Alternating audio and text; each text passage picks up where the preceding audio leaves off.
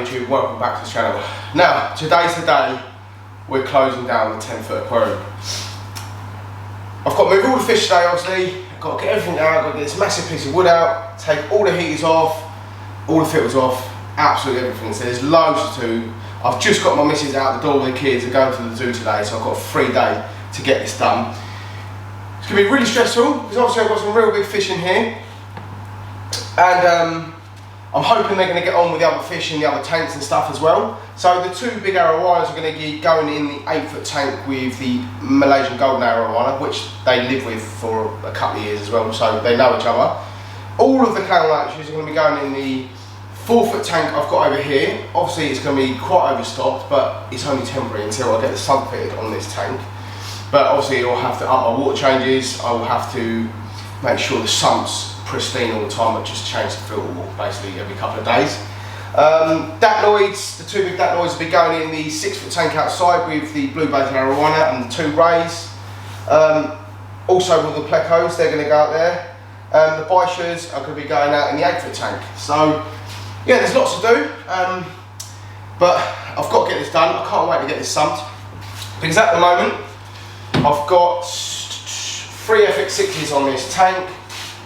Got one there, one there, one there, and obviously it's a bit of a holding tank for me as well. It's a bit of a dumping ground. I've got boxes and stuff like that in here, so I need to go through all this today and chuck a few bits out. But yeah, Dom at India Aquatics is fitting me a huge sump on this tank, which is going to be fantastic. I think the sump's going to come up to here somewhere. It's going to be like a 6-foot sump, so it's going to cut down my maintenance massively, and I can't wait for that.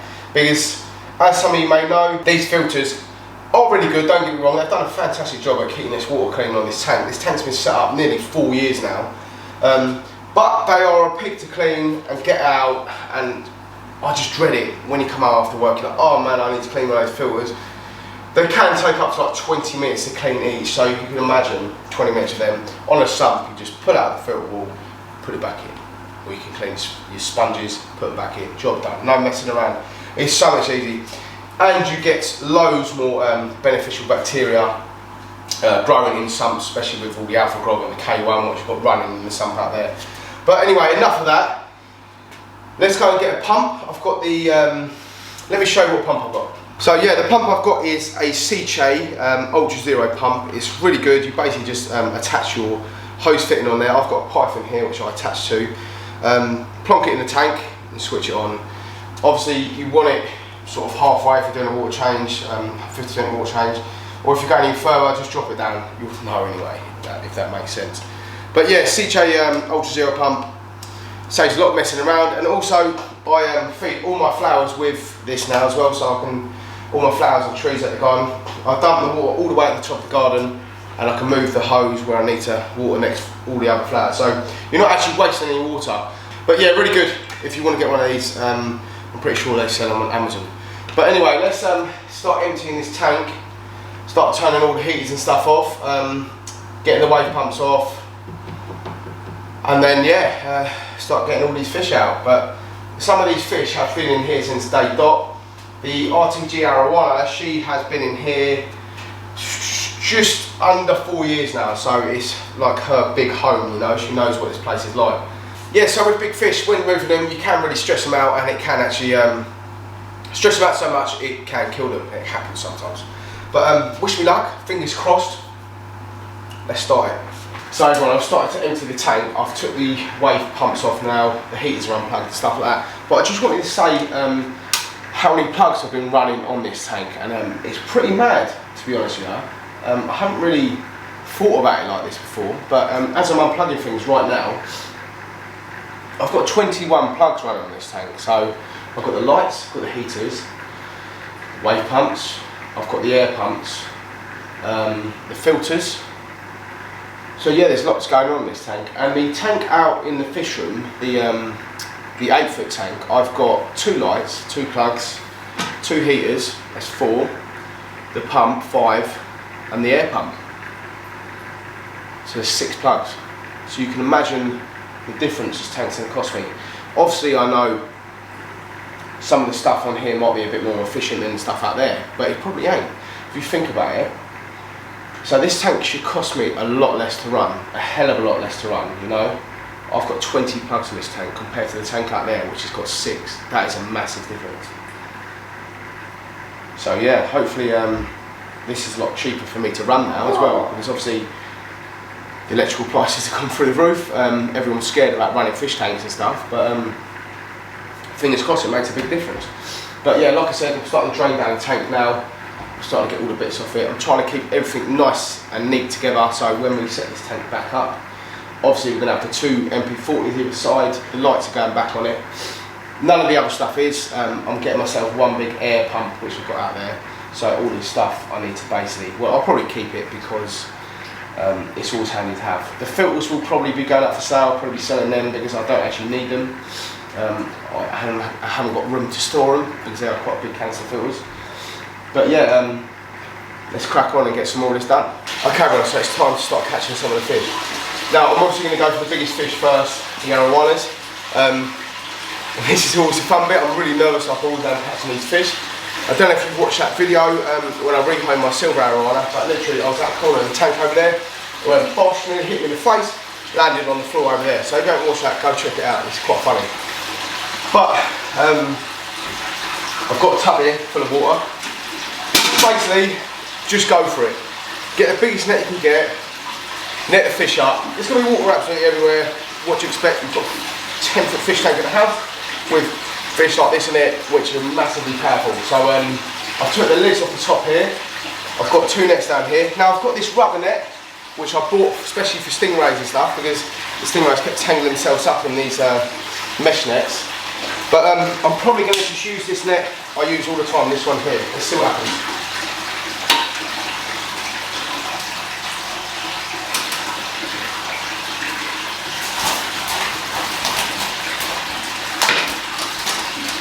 Now, I've got the fish in the net. Look at the size of this arowana. It's absolutely massive. This is my original guy.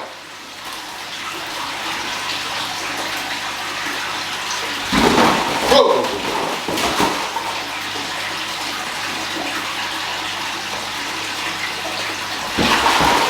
Now, I'm probably going to put the net straight in the 8-foot tank outside. It's stressing him out too much.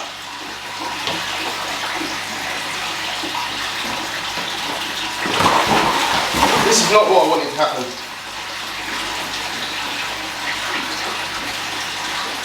Whoa!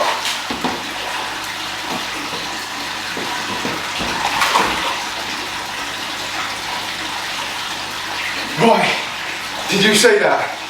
I've got the fish in a box, he's absolutely massive. Let me show you. But I'm not taking the lid off. So, here he is in the box. Look at the size of him, he's absolutely massive. He's near enough as big as this box. He's my biggest Asian, really stressed out right now. So I'm going to literally take this box out of the fish room and net him straight in the tank because I don't want him to stay in here any longer. And then we've got to go for the red. Right everyone, that's one down. He's in, well, she's in the big tank out there now. Yeah, quite stressful, but she's in there now, all safe and sound. Fingers crossed she'll be okay, she should be. She's only in the box like a minute or so. But just wait for the red to swing down here now. Yeah, then we can grab her. But she's, well, it's a he, this one. He's not as big, so it shouldn't be as bad. But here we go.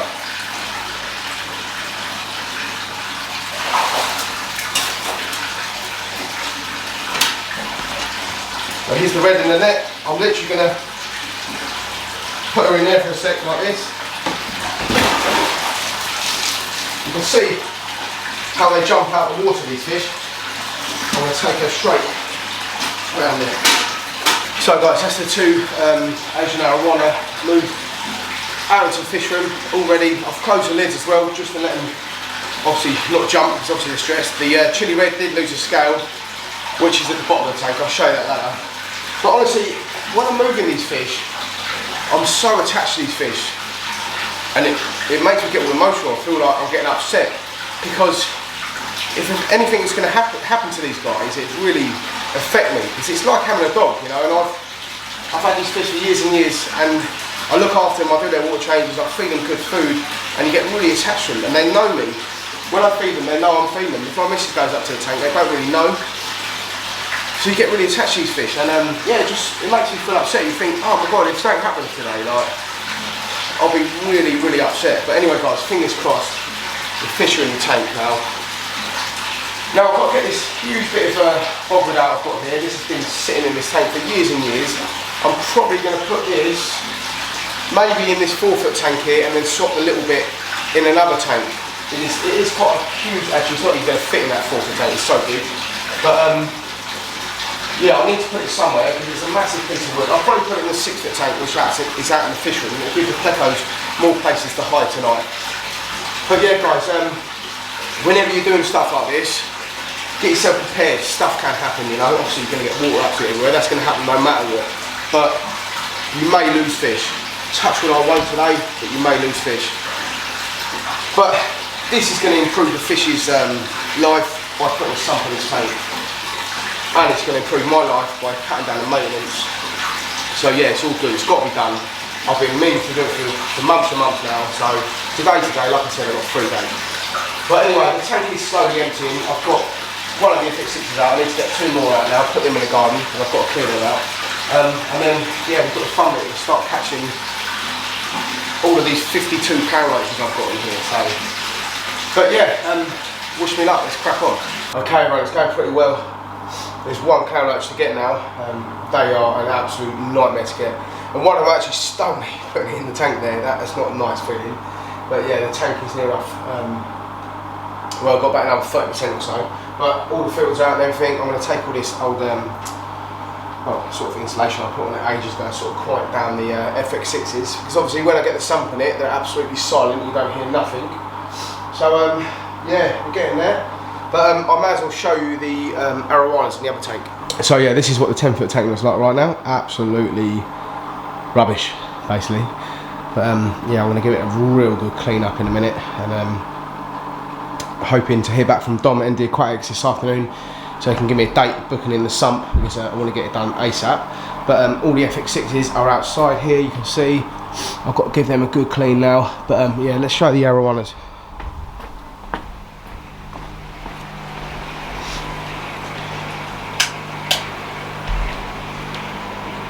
So here's all the arowanas in the tank. They're doing absolutely fine. There is a tiny little bit of scrapping going on between the Malaysian Golden and the big RTG.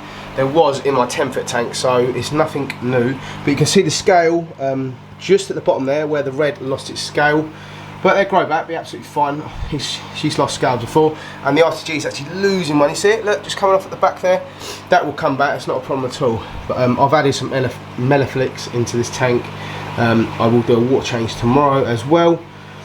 But yeah, fingers crossed for me. And I put the wood in here. You can see the other massive piece of wood. So there's 2 huge pieces of wood in this 8-foot tank right now. The tank here, I put the 2 big Datnoys in. All the plecos. The big Telgolsi birchlet is there as well. So they're doing absolutely fine. But what you guys got to remember is this is only temporary until the sump is set up. And then the RTG, the chili red, will be going back in the 10-foot tank, and I'm hoping to put the rays in the 10-foot tank as well once that's done. So the albino pearl here and the black diamond, which is at the back there. Sorry if you can't see it too well in here. It's the middle of the day right now and I haven't got the tank lights on, but we'll come back out of here later. You can see a little bit of a scrap going on. See that? Look, so there is a bit of a scrap going on between these 2, but it will settle down in the next few hours. Obviously they're showing who is tank boss.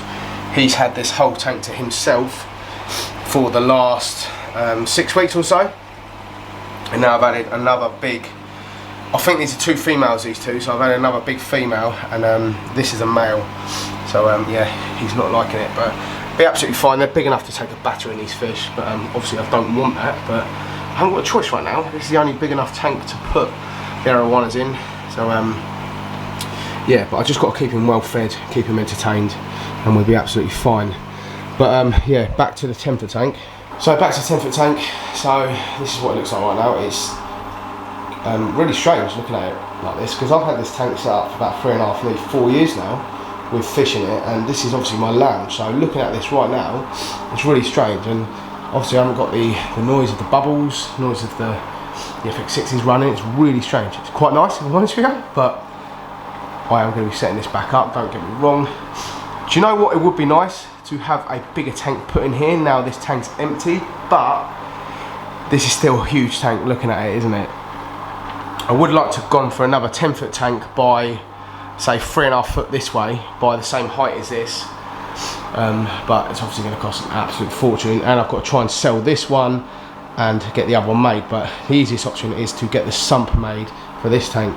So basically what we're going to do with the sump, we are going to grind this here, grind that over there, take this panel off here, put the new sump back in, weld that back on both sides, but obviously I can only go, the sump can only go from the depth from there to over there, so, but we're going to go 6 foot hopefully to hit this door here, so it's going to be a big old sump. We might even go bigger. I need to speak to Dom, but obviously we need to compensate for the weir emptying if the power ever goes off, and obviously it's going to have an outlet here and an outlet over there, so when they're underwater we need to compensate for how much water's in the pipes and how much water's going to empty the tank to fill the sump up, if that makes sense. Because if you ever have a power cut, you need to compensate for that, because obviously you don't want to flood your house. So if I explain here, so oh yeah, and obviously all the clown latches are in this tank. Look how crazy it looks. I need to give it a bit of a clean, but it looks crazy. So if I turn the power off in this tank here, obviously the sump fills up with the weir, and then it goes fills all the way up, you know, and the water comes to about here somewhere. So you need to compensate for that. You don't want the sump overflowing. I hope that makes sense. If you guys have got sumps yourself, you will understand, but people who haven't got sumps, you won't understand that just yet until you get one. But yeah, check out all the clown latches in here. It's absolutely mental, isn't it? Nuts. There is 52 in there, and then there are 2 massive ones you haven't seen yet. I've picked up from Milton Keynes the other day. They are on another level big. There's one of them there, like at the back. You see the size of it? It's absolutely massive. So yeah, obviously this tank is overstocked as well, but I'm gonna have to keep up with, like, say a 50% water change once a week, and I'll probably do a 20% as well. Change the filter floss regularly, and yeah, just basically keep on top of it. It'll be absolutely fine, you know. It's only temporary. I know people are going to hate me for doing this, but I haven't got a choice. I want to get the sump fit to the tank, and I'm not rehoming all my clown latches, because as you know, I absolutely love my clown latches. But anyway, let's give this another 10 minutes or so to fully empty, catch that last clown loach wherever he is. Tiny little annoying clown loach. Let's try and find him. It's probably by the pump. Yeah, look, he's right underneath the pump there, so we need to get him out. And then I've got the fun job of getting all the sand out of the tank, because I am changing the substrate to the bottom of this tank, to the white sand. So yeah, in these tanks here, so this is the JBL River Sand. It's a really nice colour, and the fish love it as well. And I actually bought it because I was getting rays, and do you know what? I just absolutely love the sand, so I started putting it in all my tanks. But yeah, let's crack on. Here he comes now, look, you can see him. So annoying, we're trying to get him out of a 10-foot tank. You have to move this ladder like 20 times. You have to move it. I need like someone else with me, but my missus has gone to the zoo today, thank God, because my kids would be here and it'd be an absolute nightmare, especially with the filming, but let alone doing this. So she's giving me a free day to get this done today. But yeah, let's get it done. Right, that is all the sand out of the tank. Absolute grim job. I need to get in there now and start cleaning it up properly. I've got a brand new Stanley blade over there, which I'm going to use. But yeah, it's a disgusting job. Forget how dirty the bottom of the tanks can get, especially with like 4 years worth of monster fish in here. Right everyone, sorry about the man boobs and the boxes, but this is the only way to clean the tank really, get in here and just get dirty. I was absolutely filthy anyway from cleaning all the filters out and stuff. And yeah, you can see I've cleaned from there to there, and obviously I've got to do that section now.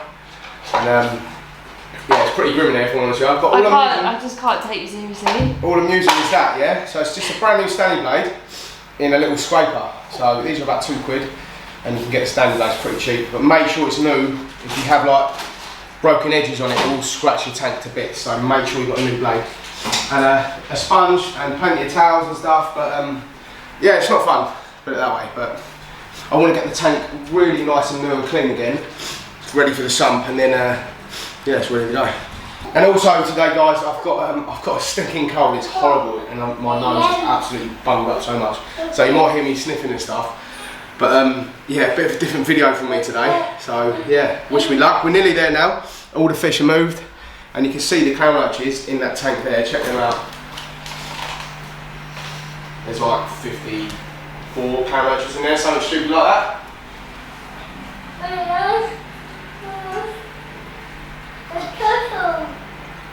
And there's also, we've also got Star Wars, Lego Star Wars on top of that tank. So where's the Star Wars?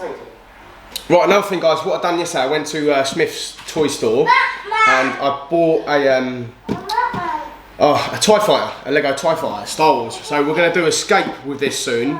I'm going to put some moss on it and stuff like that and do like a little community tank, so that should be pretty cool. But that's for another video. But let's get this all cleaned up and I'll show you the finished article. Okay, everyone, I'm inside the tank now, still cleaning it. But this is the clean section here. You can see how crystal clear it is. And the dirty section, I haven't done yet, is over here. Look how grim this is. Look at this algae, it's all over the back of the tank. So there's some dirty stuff to clean off in here. But yeah, it will look like this once I've cleaned it all. And also I'm wrapping the back of this tank black and this side, because obviously I'm having algae issues with the door there. So wrapping it will cure that completely. And my little boy's over there. What is it? Yeah? Is that what it is? Oh yeah, I know. But anyway, let's get this done, and yeah, like I said earlier, I'll show you what it looks like when it's completely clean. So that is it, everyone. That is the tank. All done. What a killer day. Now, I've moved everything, so obviously I've drained the tank down, cleaned the whole thing. I've just moved the tank out as well, because obviously behind here hadn't been hoovered for nearly 4 years, so you can imagine the dust and stuff. Yeah, it's pretty grim, but I've hoovered it all. But yeah, that's the tank all empty. It is so weird seeing it empty right now, and it's silent in this room. Because obviously this tank here is running the sump and it's silent, you can't even hear it. The FX60 did used to drone a bit. You can see the clown roaches. There's yeah, there's loads in here, but obviously it's only temporary, so don't give me any hate for this, but they will be getting massive water changes and stuff, so don't get me wrong, they'll be absolutely fine. But yeah, guys, ready for something now, so just got to talk to Dom at India Aquatics now, get a date put in the diary, but hopefully as soon as possible for this, because I want to get it done, because I want to get it back up and running, because I am a little bit worried about my arowanas outside. I don't want them fighting. I really want to keep him in that tank for about a month max, and that's it. I don't want any more than that really. And then yeah, we're going to be putting the Asian RTG in here, the Asian chili red. The 2 stingrays are going to be going in here with I don't know whether to put the clown roaches in here with the stingrays. I've maybe put clown roaches outside in the 8-foot tank, I don't really know, but I've heard a lot of people had success with them together, but I don't know that yet. But it would be cool to have the rays with the clown roaches, and then maybe the L25 Pleco, the L600, probably the Titanic I'll put back in here. I've got a range of really nice Plecos out in that 6-foot tank. There's some really rare ones out there, so yeah, just need to have a think about it. But and obviously I'm going to be putting the wood back in this tank. It's going to have white sand, like I said earlier, the JBL River sand. I'm doing a black background. I'm probably going to wrap the sides black as well, if I'm honest with you. Like I said earlier, the algae issue here can be quite bad with the doors. But anyway, thanks for watching the video. Like and subscribe to my channel, ding notification bell, and stay tuned, guys. This tank's going to be absolutely mental once we've got it sumped, and keep it real, everyone.